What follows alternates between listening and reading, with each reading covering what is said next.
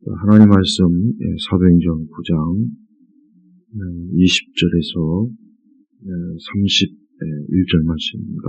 사도행전 9장 20절에서 31절입니다.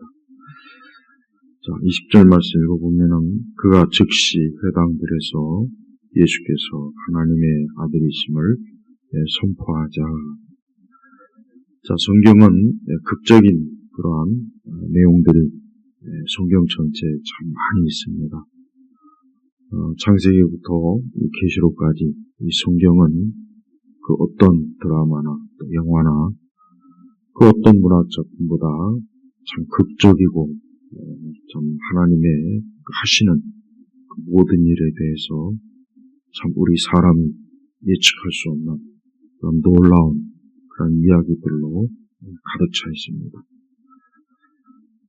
그래서 우리 성도들이 성경을 읽으면서 이 성경에서 하나님께서 하시는 놀라운 일들을 통해서 우리는 또 하나님의 섭리와 능력과 지혜를 또 우리가 알게 되고 또 우리 자신의 믿음에 있어서도 또 우리 자신의 또 삶에 있어서도 하나님께서 어떻게 또 이끄실까 어떻게 하실까 하는 것들을 우리가 좀 기대하며 믿으며 신뢰할 수가 있습니다.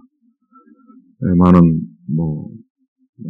드라마 작가들이나 영화 감독들 또 시나리오 작가들이 성경의 이야기를 모티브로 영화나 드라마 또 문학을 만들 때 저술할 때 참 그들은 하나님의 지혜를 빌려 쓰는 것을 또 보게 됩니다. 오늘 이 사도 바울 그가 하나님께로부터 돌아온 것은 참으로 그 어떤 것보다도 극적인 사건입니다. 그가 그저 평범하고 일반적인 그러한 사람이 예수님을 믿었다. 물론 그것도 놀라운 일이긴 하지만 이 사울은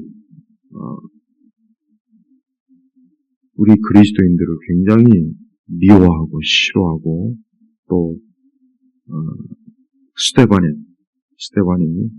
잔인하게 죽임을 당할 때 그것을 또 마땅하게 여길 정도로 바울은 예수님을 싫어하고 또 예수님을 미워한 그런 사람.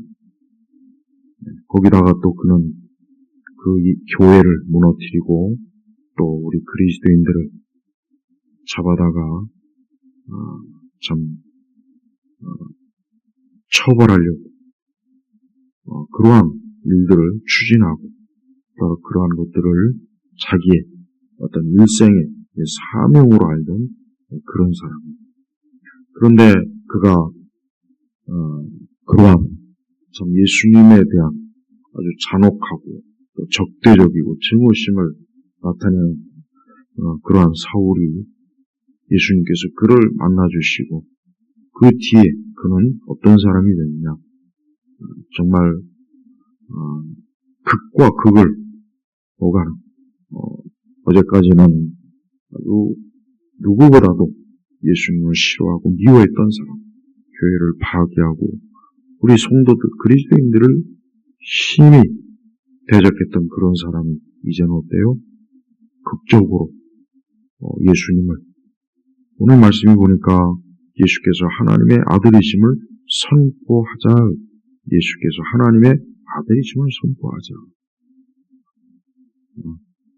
예수님의 이름을 듣기도 싫어하고 예수님의 이름을 저주하고 예수님의 이름 자체를 아예 괴수로 나사렛 이단 괴수로 알고 있는 이 사울이 그에 의해서 이제는 어때요?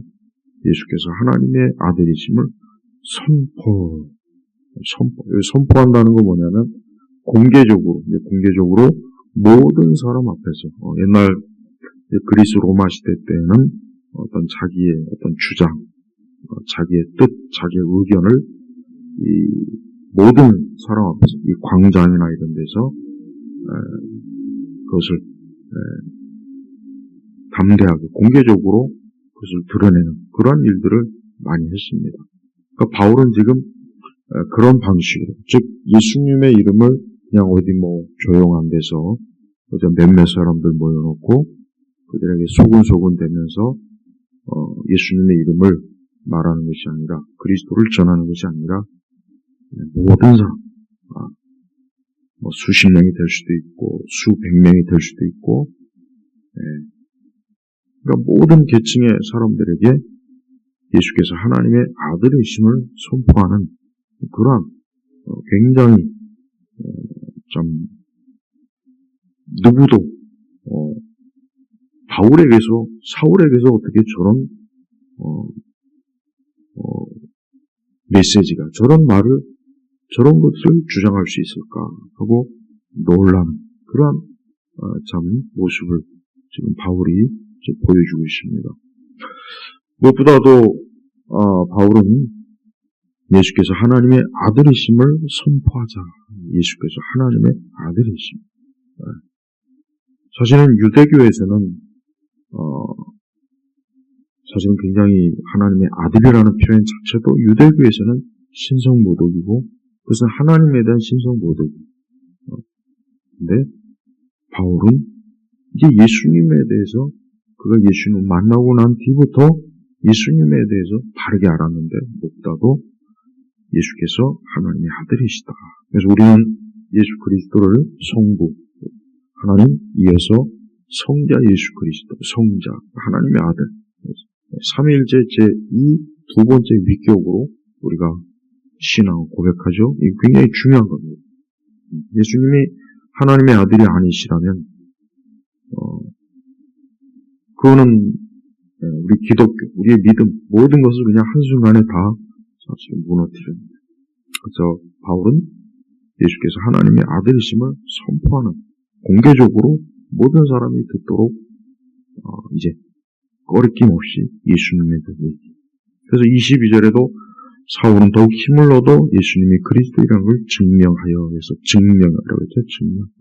그러니까 예수님에 대해서 다른 사람이 얘기하면야 그럴 수 있다 치지만, 바울 주변에 있던 사람들이 바울이 그렇게 예수님의 이름을 싫어하고 예수님을 믿는 그 사람들, 그 무리들을 그렇게 미워하고 그들을 잡아다가 재판에 감옥에 쳐넣고 그들을 아주 엄청나게 혹독하게 대하는 그 사울이라는 사람이 그의 입에서 예수 그리스도가 하나님의 아들이라는 것을 예수님에 대해서 증언할 때, 선포할 때 너무 놀란 거예요. 너무 놀라서 다들 거기에 대해서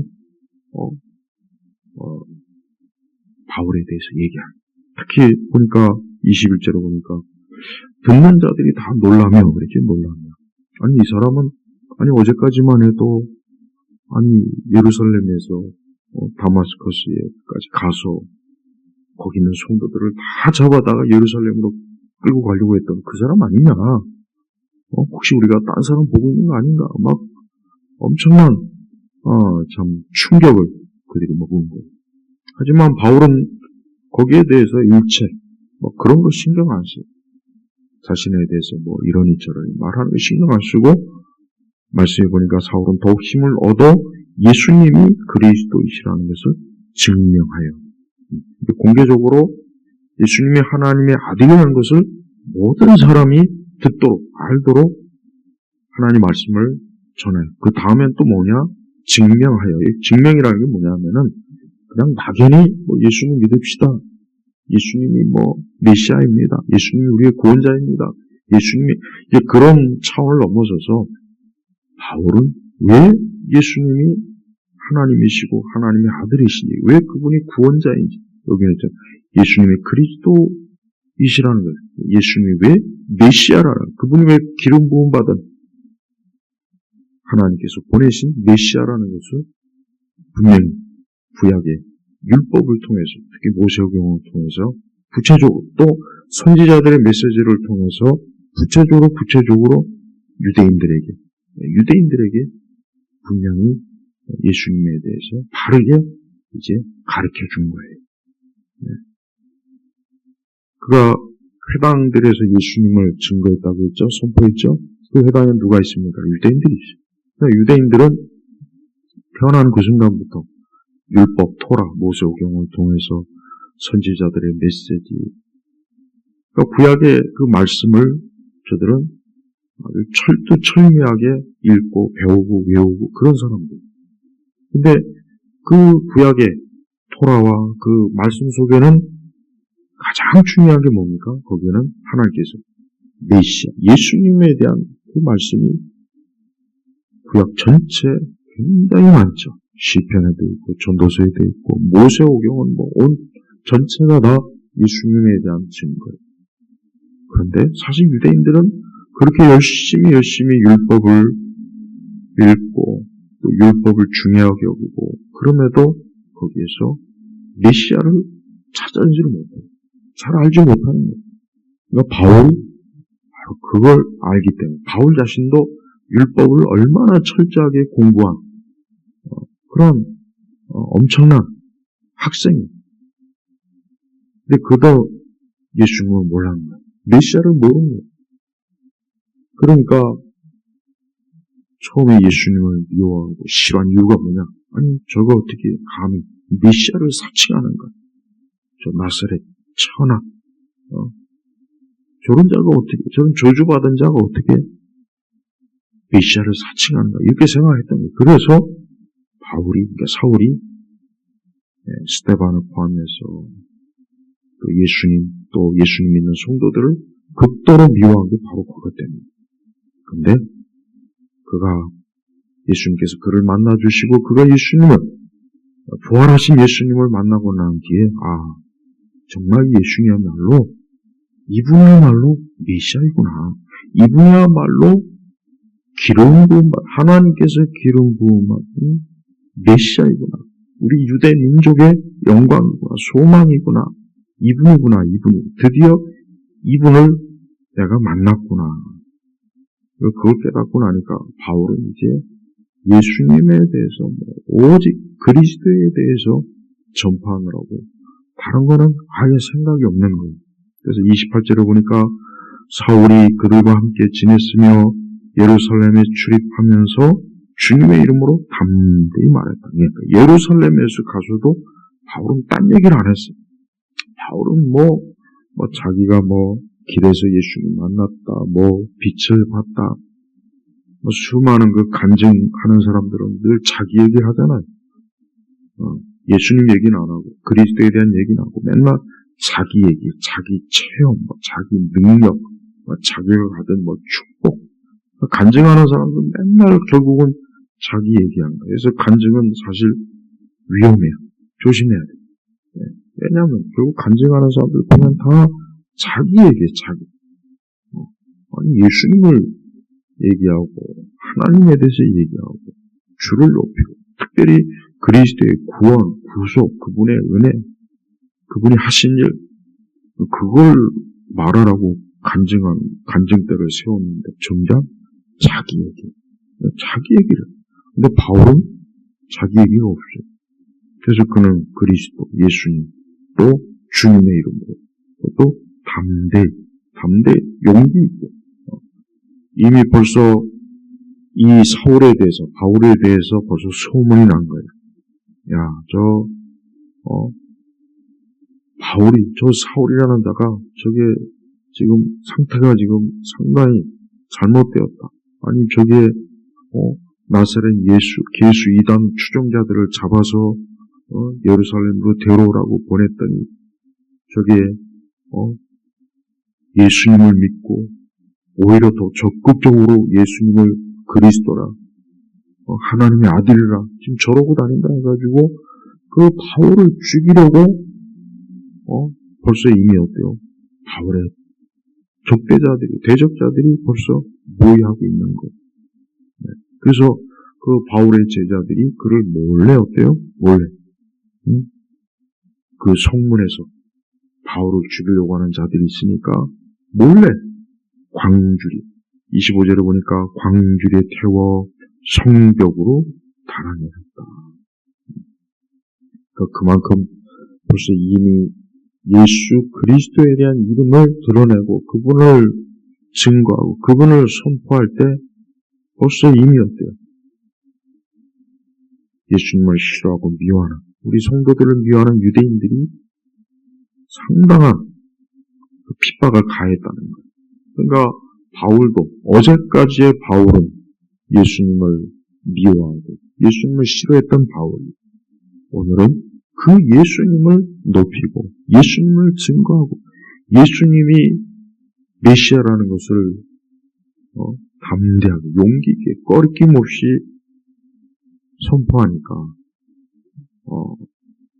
이전에 바울과 함께했던 그 무리들이 너무나 놀라고 그래서 바울을 죽이려고 계속해서 모의를 하는 거예요. 이렇게 바울은 자기 자신이 이전에 자기 자신이 예수님을 핍박했던 자기 자신이 이제 예수님을 증거하게 되므로 인해서 이제 그로 인해서 어떠한 위험, 또한 그 여러 참 혹독한 그런 대가, 또 그러한 것들을 그러한 일들이 발생하리라는 걸 분명히 바울은 알았을 거예요. 자기를 죽이려고 하거나 또 역시 스데반처럼 돌로 쳐 죽이려고 하거나 아니면 감옥에 집어넣든가 하여튼 바울 자신도 그도 핍박자였기 때문에 자기가 예수님을 믿으면 어떤 핍박을 받으리라는 걸 알았지만 바울은 어떻게 합니까?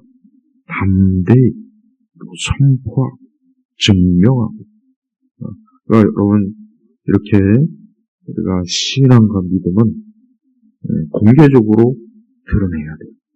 우리가 어디에서든지 우리의 신앙과 믿음을 공개적으로 드러내고 담대히 누구에게라도 예수님을 증거해야지. 뭐 이눈치 저눈치 뭐 이런 상황 저런 상황 그렇게 보다가는 복음을 전할 수가 없어요. 예수님을 증거할 수가 없어요. 그러니까 바울은 보세요. 다시 그 예루살렘으로 이제 왔어요.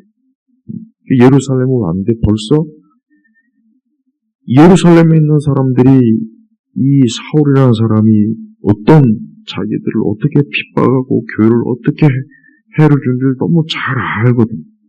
너무나 잘 알아요. 사울이 그가 보통 사람이 아니에요. 아주 참 교회를 핍박하고 복음을 대적하고 예수님을 싫어하기로 소문난 사람인데 그가 이제는 예수님에 대해서 말하고 예수님을 증거하고 사람들을 전도하고 사람들에게 복음을 전한다는 그런 얘기를 들었어요. 근데 그게 믿겨지지 않는 거예요. 선뜻 사도들이나 그 예루살렘에 있는 성도들이 사실 바울하고 이렇게 함께하는 걸 사실 그게 쉽지가 않죠. 그때 누가 나섰습니까? 이 바나바. 이 바나바의 이름이 뜻이 뭐 위로하는 자, 위로하는 자. 이 바나바는 그러한 상황 속에서 어떻게 합니까? 27절에 보니까 26절에 보니까 사울이 예루살렘에 이르러 제자들과 사귀고자 하였으나 사울이 이제 예루살렘으로 다시 온 거예요. 자, 예루살렘을 떠나 다마스커스로 가고 그가 그 도중에 예수님을 만났어요. 그러고 난 다음에 23절에 보니까 많은 날이 지난 후에라고 했잖아요. 이게 뭐냐면 학자들에 의하면 이게 바로 아라비아 광해 3년간의 공백이 바로 이 많은 날이 지난 후에 바로 이거. 그러니까 바울은 예수님을 믿고 이제 그가 어떻게 합니까? 자기가 그렇게 최고의 율법 교사에게 율법 교육을 받았지만 예수님을 그 율법에서 특히 토라에서 모세오경에서 예수님을 만나지 못한 거예요. 왜? 영적으로 바울이 어때요? 제대로 된 영적으로 여전히 바울은 그 당시 이 사울은 영적으로 죽은 자. 그가 아무리 이 모세오경 전체가 처음부터 끝까지 예수님에 대한 증거인데 신명기도 레위기도 민수기도 출애굽기도 창세기도 거기에 그리스도에 대한 증거가 너무 많은데 그런데 그 똑똑한 또 바울을 가르친 그 대단한 율법 교사가 예수님에 대해서, 그리스도에 대해서 단 하나도 저들조차도 영적으로 까막눈이라 그 말씀에서 메시아, 예수님을 알지 못한 거예요. 그러니까 이제 바울이 비록 이제 예수님을 만나고 이제 예수님이 하나님의 아들이시고 그리스도라는 걸 알았지만 그러나 그는 다시 공부해야 돼서 다시 말씀을 다시 한번 공부해야 되는 거예요. 그래서 다시 그 3년 동안 아라비아 광야에 가서 그는 그 특히 모세의 오경을 아마 집중적으로 또 선지자들의 메시지도 집중적으로 연구하고 공부해서 예수님에 대해서 더 명확하게 깨닫고 가르칠 준비를 거기서 한 거예요. 얼마나 이 사울이 어때요? 굉장히 치밀하고 그냥 막연히 어떤 종교적인 막 우리 세대는 종교적인 그 감성주의가 판을 쳐.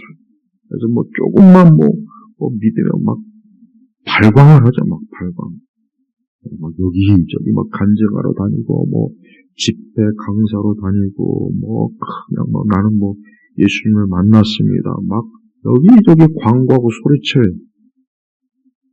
근데 이 사울은 그렇지 않았어요. 이 사울은 어때요?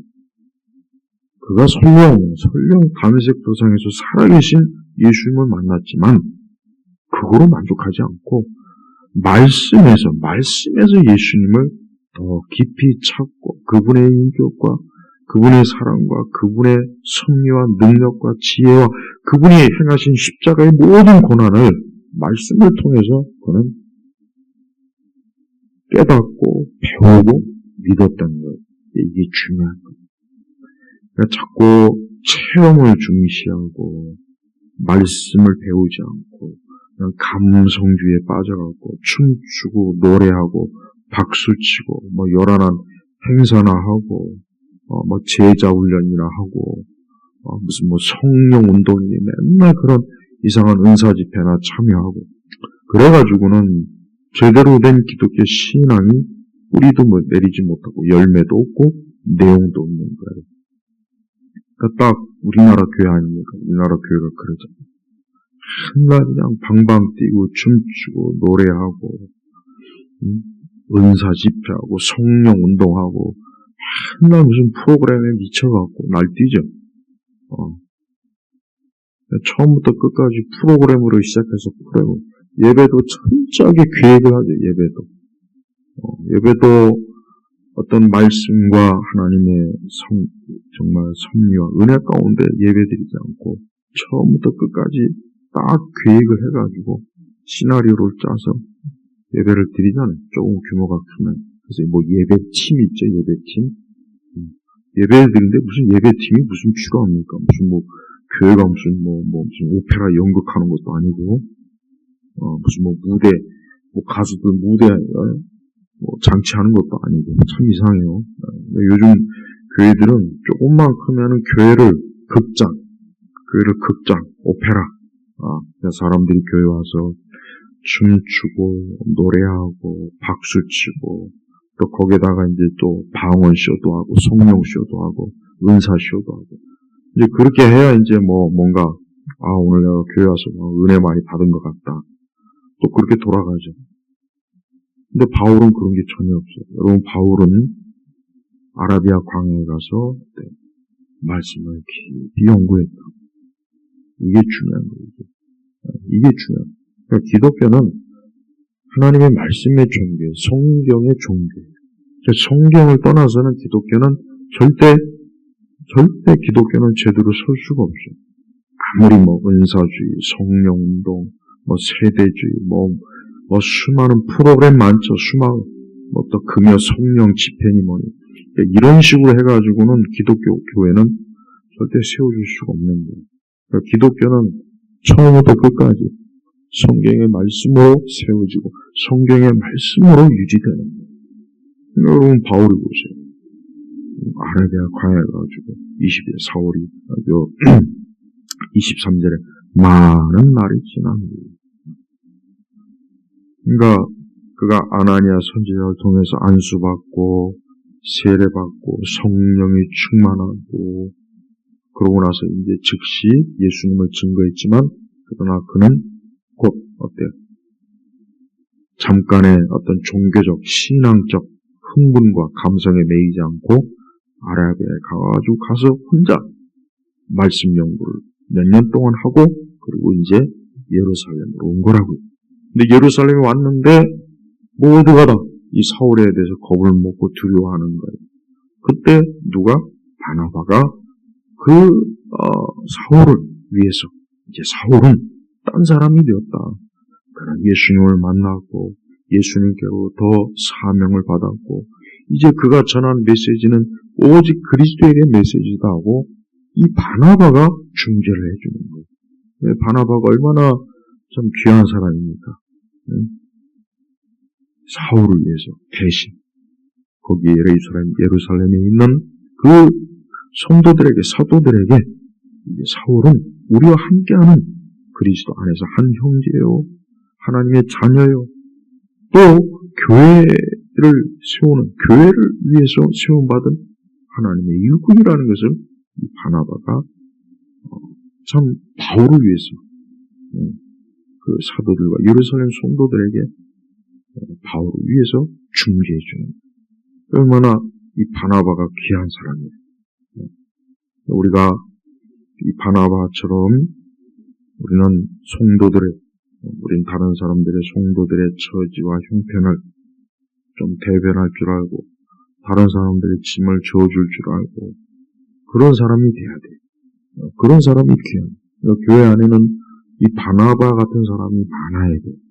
그래서 곳곳에 성도들 간에 불화가 없고 싸움이 없고 다툼이 없고 오해가 없고 서로 이해하고 서로 사랑하고 용서하고 그렇게 해줄 줄 아는 사람이 있어야 돼요.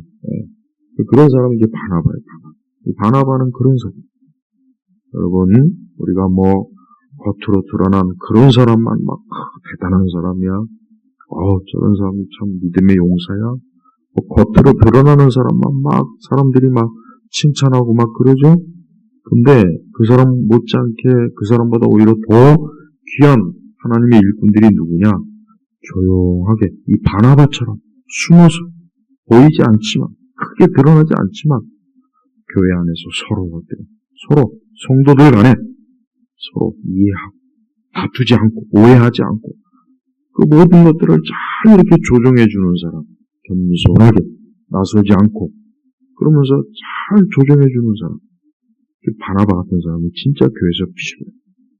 이런 사람이 교회 안에 있으면은 참 교회가 평안합니다. 우리가 이런 바나바 같은 그런 사람이 우리 교회에 많이 있기를 우리가 항상 또 기도하고 우리 자신도 각자 그런 사람이 되면 참 좋겠습니다. 그래서 바울은 예루살렘에 다마스커스에서 예루살렘으로 즉시로 와서 복음을 전한 게 아니라 잠깐의 공백, 아라비아에서 3년 동안의 공백기를 가지고 거기서 말씀을 충분히 다시 공부하고 그러고 나서 예루살렘에 와서 어때요? 주님의 이름으로 28절 역시 또 주님의 이름으로 주님. 그러니까 바울은 가는 곳마다 예수님, 가는 곳마다 예수님, 가는 곳마다. 그러니까 바울은 자기를 내세우질 않아요. 이게 중요한 거예요. 우리 시대처럼 그 나르시즘에 빠져가고 자기를 드러내고 자기를 교묘하게 결국은 하나님 얘기, 예수님 얘기하는 것 같은데 결국은 자기. 그런 사람이 꽤 많아요. 그런 사역자들이 많아요. 그건 잘못된 거예요. 바울은 자기 얘기가 없어요. 거의. 우리가 신약에서 이 바울 서신이 꽤 많죠. 근데 보면은 자기 얘기가 별로 없습니다. 심지어는 3층천까지 갔다 왔는데 그것조차도 바울은 직접적으로 자기를 아니고 제 3인칭으로 얘기해요. 그만큼. 그러니까 바울이 어때요? 철저하게 그는 그리스도의 사람, 그리스도를 드러내고 예수님의 이름을 드러내는 거예요. 그러니까 우리 시대는 어느 분야든 다 나르시스즘, 그러니까 자기. 막 보면은 SNS, 각종. 그런데 보면은 공연히 결국 자기를 드러내고 자기 자랑, 자기 내심. 우리 기독교에도 깊이 스며들, 깊이. 나르시시즘에 빠져있는 그런 사역자들이 엄청 많죠, 엄청.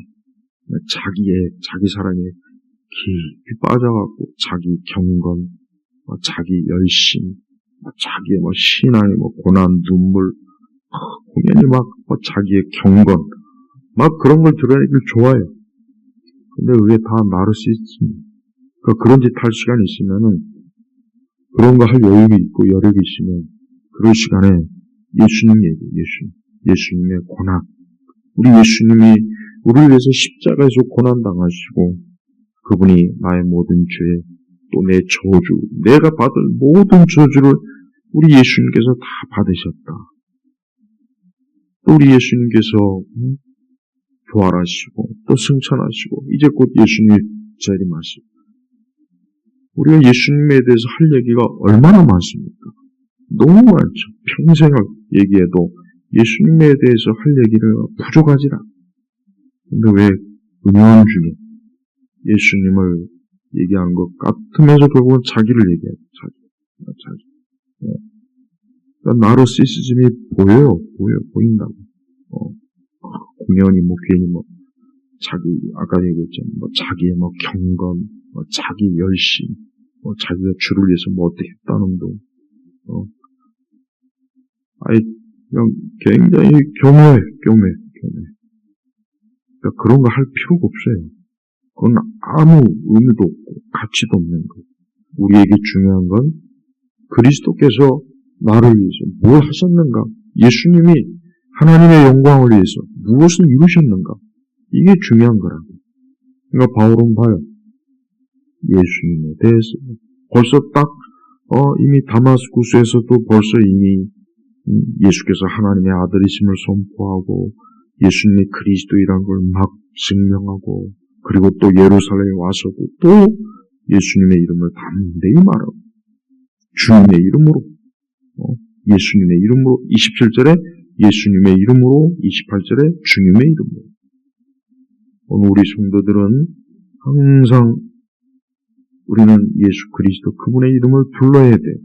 또 그분의 이름을 말하고, 그분의 이름을 증거하고, 그분의 이름을 높이고, 언제나 예수님을 높일 때 이제 하나님을 높이는 거, 하나님께 영광을 돌리는 거예요. 이 세상엔 그 어떤 이름보다, 여러분 신문이나 방송이나 인터넷이나 이런 데 보면은 수많은 사람들의 이름이 오르락내리락 하죠. 연예인들, 스포츠 스타, 정치인들, 학자들, 대단한 세계적인 기업가 CEO들, 그래요.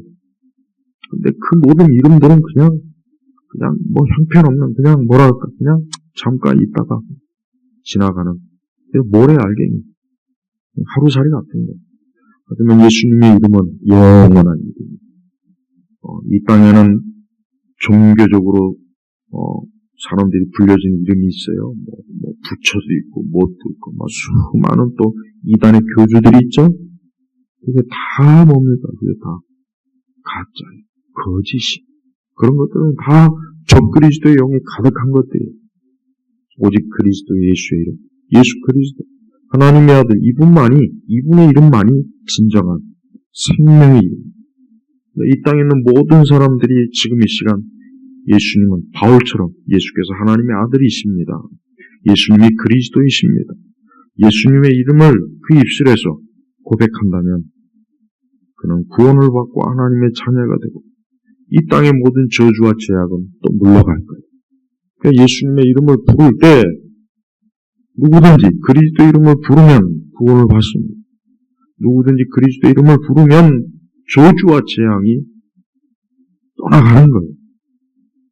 그러니까 예수님의 이름을 안 부르고 다른 신의 이름을 다른 우상과 귀신과 무당과 사이비 교주의 이름을 부르는 다 통일교, 신천지, 안식교, 또 많죠. 얼마나 이단이 많습니까? 전부가 다 가짜, 사이비, 거짓, 온통 다 적그리스도 이름들이에요. 하지만 하나님의 아들 예수 그리스도 그분만은 참된 생명의 이름이고 그분이 이 땅의 주인이시고 그분이야말로 우리 사람을 영원한 생명으로 이끌어 줄 분이라고. 그래서 항상 예수님의 이름을 높이고 그리스도를 크게 드러내야 돼요.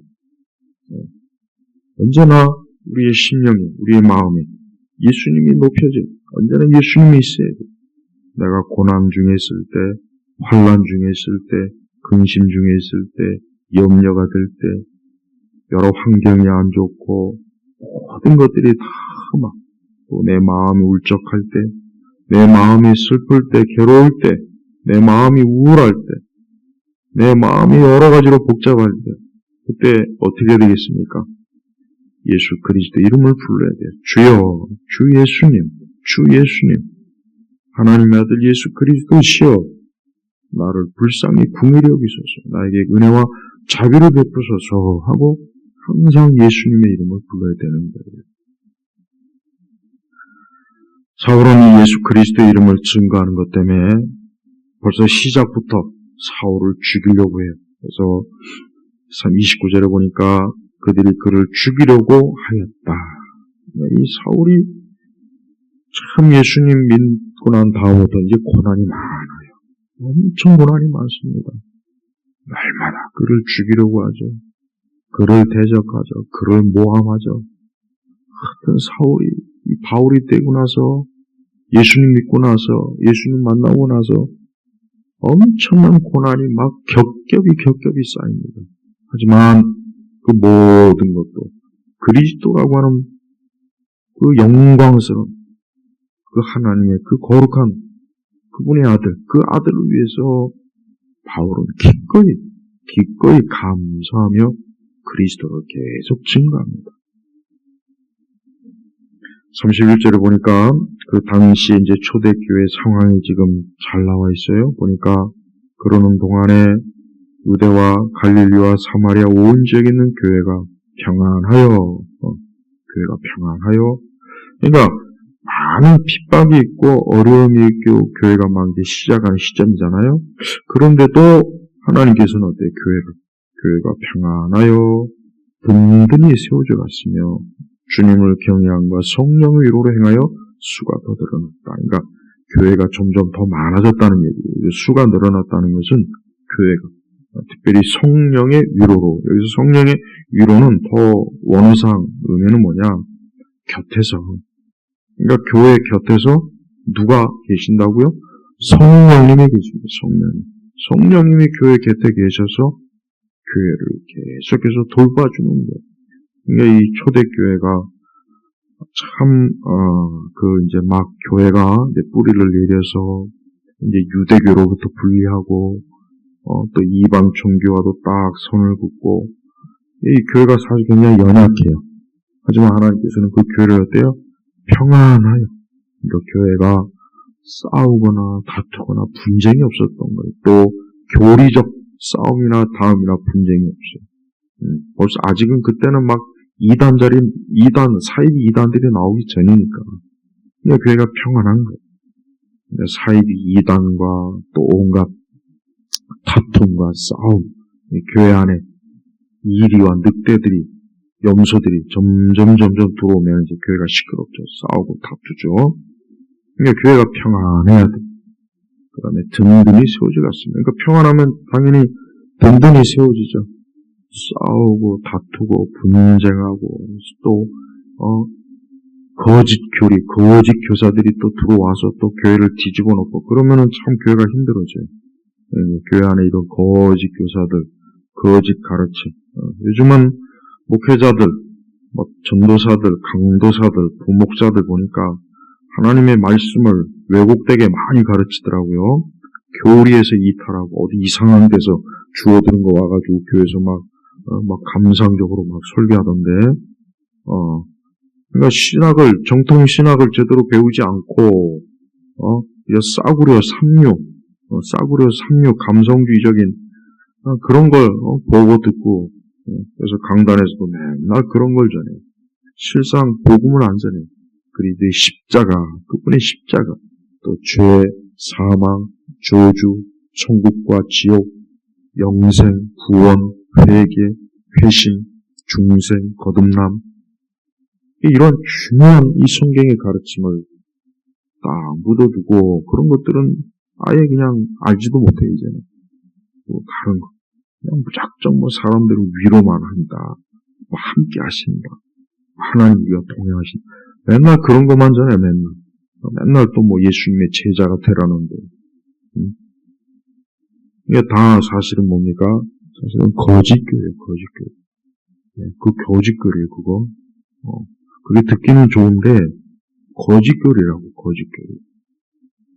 그 교회가 평안하려면 여러 가지로, 교회 안에 온 성도들이 서로 사랑하고, 서로 용서하고, 서로 이해하고, 서로 도와주고, 서로의 짐을 또 져주고, 그리고 또 바른 말씀을 쫓아가야 돼요. 바른 말씀, 바른 신학과 교리를 교회가 꼭 붙잡고 있어야 돼요. 그래야 교회가 든든히 세워져 가는 거예요. 또 주님을 경외함, 그러니까 온 우리 성도들, 교인들이 주님 사랑하는 것, 주님 사랑하고 예배 열심히 참여하고 기도하고 또 하나님의 교회를 잘 섬기고 힘써 잘 섬기고 이게 다 주님을 경외하는 거예요. 주님을 경외하는 게 뭐겠습니까? 주님을 경외하는 게 바로 그거예요. 기도, 예배, 또 교회를 열심히 잘 섬기고 성실하게 잘 섬기고 이게 주님을 경외하는 거예요. 주님을 경외하는 게 그저 막연히 나 혼자 기도 처소에서 가가지고 기도하고 성경 읽으면 그게 주님을 경외하는 거라고 생각하는 사람이 많아요. 근데 아닙니다. 그거보다 더 중요한 게 주께서 세우신 몸된 교회를 사랑하는 거예요. 예배에 잘 나오는 겁니다. 하나님의 교회에서 열심히 기도하는 거예요. 교회를 위해서 모든 면에서 교회를 위해서 자기의 모든 수고를 아낌없이 또 쏟아붓는 것. 이게 주님을 경외하는 겁니다. 이런 걸 하지 않으면서 나 혼자 저 산꼭대기에서 기도하고 금식하고 그건 주님을 경외하는 게 아니에요. 우리가 주님을 경외한다는 것은 말 그대로 보이지 않는 주님이시지만 바로 보이는 교회를 세우셨기 때문에 그 교회를 지극정성으로 사랑하는 게 주님을 경외하는 거예요. 그러니까 열심히 예배 나와야 돼요. 열심히 하나님의 교회에서 기도해야 돼요. 열심히 교회를 위해서 봉사하고 수고해야 됩니다. 헌신해야 됩니다. 그게 주님을 경외하는 겁니다. 그런 게 없으면은 교회가 어떻게 서겠어요? 하늘의 천사들이 와서 교회를 섬기겠습니까?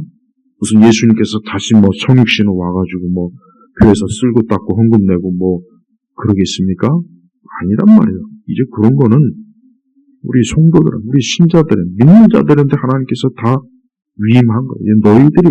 너희들이 직접 몸으로 말로 너희들이 해라. 주님을 경외하는 거예요. 또 성령께서는 그런 우리를 홀로 두지 않고 곁에서 우리를 보호하시고 지키시고 인도하시는 거예요. 그래서 신약교회는 성령께서 늘 보호하시고 지킵니다. 우리가 그걸 알아야 돼요. 그래서 성령께서는 교회를 절대 떠나지 않습니다. 성령께서는 교회와 함께하고 교회를 돌보고 교회를 주의 은혜 가운데서 늘 붙잡아줘요. 그래서 늘 교회 곁에 계시는 거예요. 곁에 계시는 거예요. 곁에. 그래서 언제나 교회를 성령께서는 가까이 두시면서 교회를 돌보시는 거예요. 우리가 언제나 이와 같은 그 바른 믿음을 가지고 우리가 좀 신앙생활을 할 때 이 교회가 어때요? 복된 이러한 교회가 되는 것입니다. 사울은 참 극적으로 하나님께 돌아와서 그가 이제부터 그의 걸음 한 걸음이 어떠한 걸음입니까? 오직 예수 그리스도를 드러내는 걸음이 된 거예요. 그로 인해서 바울은 많은 핍박을 당하고 고생도 많이 하고 많은 해를 입고 참 그의 모든 참 정신적, 신체적 고통도 많이 겪고 엄청난 참 말로 다 할 수 없는 고생을 하지만 그러나 바울은 예수 그리스도 그분 안에서 그분을 섬기고 그분을 위해서 살고 죽는 것 자체를 그것으로만 만족해하고 기뻐한 거예요. 우리도 그렇습니다. 우리 성도들도 매사의 모든 일에 언제나 우리 주님을 기쁘시게 하고 주님 사랑하고 주님을 우선하고 우리가 신앙생활에 어떤 어려움이 있거나 이런 게 있어도 주님을 생각하면서 이겨내야 돼요. 인내해야 돼요. 또 믿음으로 이겨내야 돼요. 그리고 우리의 모든 삶 속에서 항상 우리 주께서 살아계신 하나님의 아들 예수 그리스도 그분이 늘 역사한다는 믿음을 가지고 우리가 또 살아가야 되는 겁니다.